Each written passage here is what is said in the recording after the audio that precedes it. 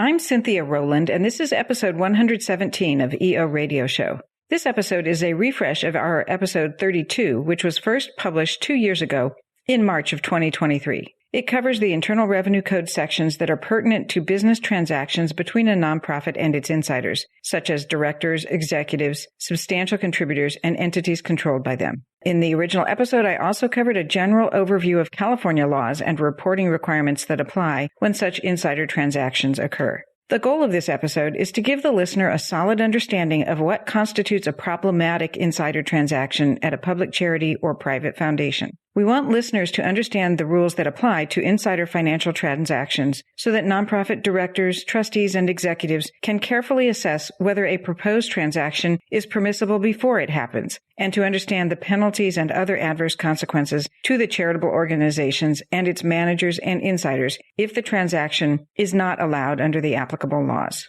Welcome to the EO Radio Show, your nonprofit legal resource.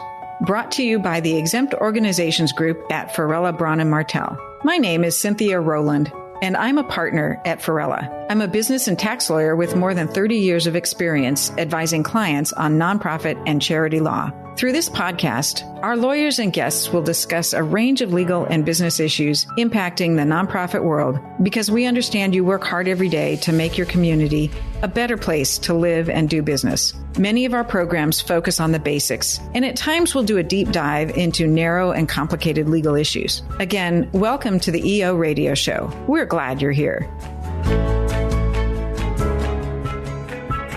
So let's start with the federal laws that apply to insider transactions involving certain tax-exempt organizations. That is, those that are described in Internal Revenue Code sections 501c3 and 501c4. 501c3 organizations come in two basic varieties, public charities and private foundations. And for the distinction between those classifications, you may want to go back and listen to episode 5. These rules also apply to 501c4 organizations, technically known as social welfare organizations, but most commonly thought of as nonprofit advocacy or lobbying entities in our contemporary nonprofit world. For all of these types of tax-exempt organizations, the relevant sections of the federal tax law provide that the receipt of an impermissible private benefit by an insider under certain circumstances can result in the draconian consequence of loss of the exempt status altogether. Because revocation of exempt status in most circumstances would punish the wrong people, that is, the nonprofit itself and its charitable beneficiaries, the Internal Revenue Code has separate penalty provisions that deter bad behavior. For private foundations, the penalties were added to the Internal Revenue Code in 1969, and the specific penalties on public charity and advocacy organization insiders were added later in 1996. Technically, these penalties can be imposed in addition to revocation of exempt status, but as a practical matter, revocation is reserved only for egregious situations. These specific rules, Section 4941 for private foundations and 4958 for public charities and advocacy organizations, define certain insiders as disqualified persons and impose penalty taxes on the insider that benefits, and in some instances, also impose the penalty taxes on the organization's managers. In the private foundation world, the rules refer to self-dealing. When talking about public charities and C4s, the problematic insider transactions are typically known as excess benefit transactions, and the penalties are sometimes referred to as intermediate sanctions. That term, intermediate sanctions, is the tax geek reference to the fact that the penalties are intermediate in the sense that they penalize the insiders and the management without going so far as the ultimate penalty, revocation of the organization's exempt status. The rules are slightly different depending on whether the entity is a C3, a C4, or a private foundation. So let's start with the private foundation version of the rules, as I mentioned, commonly referring to self-dealing. Private foundations are generally prohibited from entering into any direct or indirect act of self-dealing. Self-dealing transactions are defined to include a wide range of arrangements between the foundation and its disqualified persons. Because these rules are extraordinarily complex, anytime a foundation manager becomes aware of a transaction with a person or entity who could be a disqualified person, the foundation manager should consult with legal counsel before proceeding. In most circumstances, the self-dealing rules do not accept a fair or reasonable transaction from penalties, no matter how favorable the transaction may have been for the foundation. Here we're thinking just about the private foundation rules for disqualified persons. In the private foundation world, disqualified persons include, number one, foundation managers, a category which includes trustees, directors, officers, and other persons with similar authority. Number two, substantial contributors, whether individuals or entities who have made substantial contributions to the foundation as defined in the code. Family members of such persons. And number four, entities controlled by those persons. For private foundation purposes, family members include ancestors, spouses, children, grandchildren, and great-grandchildren of disqualified persons. Complex constructive ownership and attribution rules apply. Also, keep in mind, once a person is classified as a substantial contributor to a private foundation, that person is always a substantial contributor. There is no look-back rule, though, for private foundation disqualified persons that are disqualified only because they are foundation managers. So now let's focus on the types of transactions to worry about in the private foundation context. As mentioned at the outset, any direct or indirect transaction with a disqualified person may result in the imposition of these self-dealing taxes on foundation managers and the disqualified person. The specific transactions which are subject to self-dealing include 5 major categories. 1, the sale, exchange, or leasing of property. 2, the lending of money or extension of credit. 3, furnishing of goods, services, or facilities. Number 4, the payment of compensation or payment or reimbursement of expenses of a disqualified person. And 5, the transfer to or use by or for the benefit of a disqualified person of the income or assets of a private foundation. There are limited exceptions to each of these broad categories, and these exceptions are strictly construed. As for leasing property, a zero rent lease from a disqualified person can, in some circumstances, be allowed. A zero interest loan that is used for charitable purposes is also allowed. That is, a loan by the disqualified person to the charity. It's never okay for a charity to loan money to a disqualified person. Certain business restructuring transactions where disqualified persons also own interests alongside the private foundation can meet the criteria that allow for an exception from the self-dealing penalties. There's also a narrow exception for provision of goods, services, and facilities by the foundation to disqualified persons on the same basis as the item is made available to the public. Think of museum membership or something like that. Also, the payment of compensation for personal services or reimbursement of expenses of a trustee, director, officer, or foundation manager is permitted as an exception to self-dealing, but only if the compensation or reimbursement is necessary and reasonable in amount. Another important thing to keep in mind is that the self-dealing rules come into play with indirect transactions as well. These can take many different forms, and a word to the wise here. When a private foundation is potentially engaging in a transaction where there is an apparent indirect benefit to a disqualified person, get legal counsel to make sure that the transaction isn't going to get everyone into hot water. So shifting gears here, for the charity or advocacy organization, the rules in Code Section 4958 are a little less stringent in some ways because most financial transactions can be allowed so long as reasonable and fair to the organization.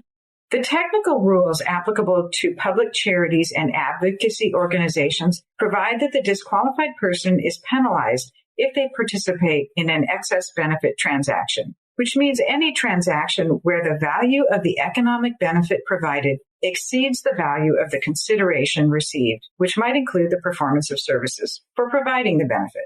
In order to comply with the excess benefit rules that apply to charities and advocacy organizations, the directors and executives must understand who is a disqualified person in order to capture all of the problematic transactions before they occur and either prevent them or document them in a way that passes muster under the rules. So now let's dive into the definition of disqualified person for the public charity and advocacy organizations.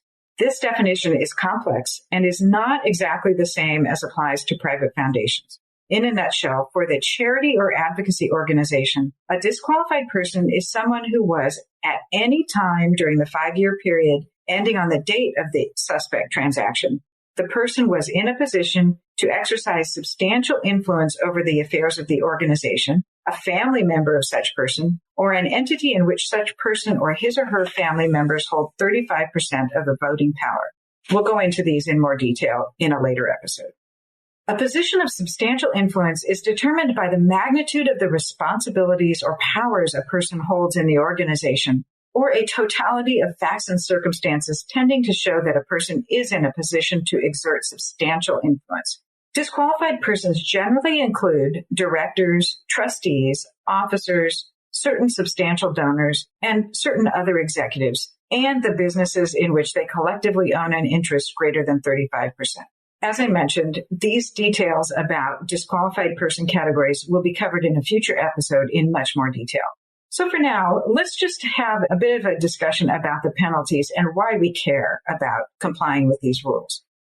As most listeners will know, all tax-exempt organizations file an annual report with the IRS, known as the Form 990 for charities and advocacy organizations, or the 990-PF for private foundations.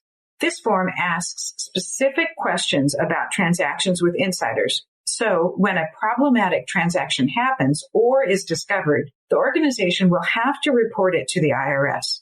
If the transaction does not meet one of the exceptions, the tax-exempt organization and each disqualified person involved must also file the IRS Form 4720, which is the return by which the excise taxes are reported, computed, and paid. The 990 and 990-PF become public documents, posted for public scrutiny on a number of websites. Many charities, probably the vast majority of charities, are also subject to state regulators that require an annual report as well. And many of those, notably California, New York, and many other states, ask pointed questions about insider transactions. So the regulators in those states become aware of problematic insider transactions when the affected tax-exempt organization makes its annual filing to the regulator in these various states.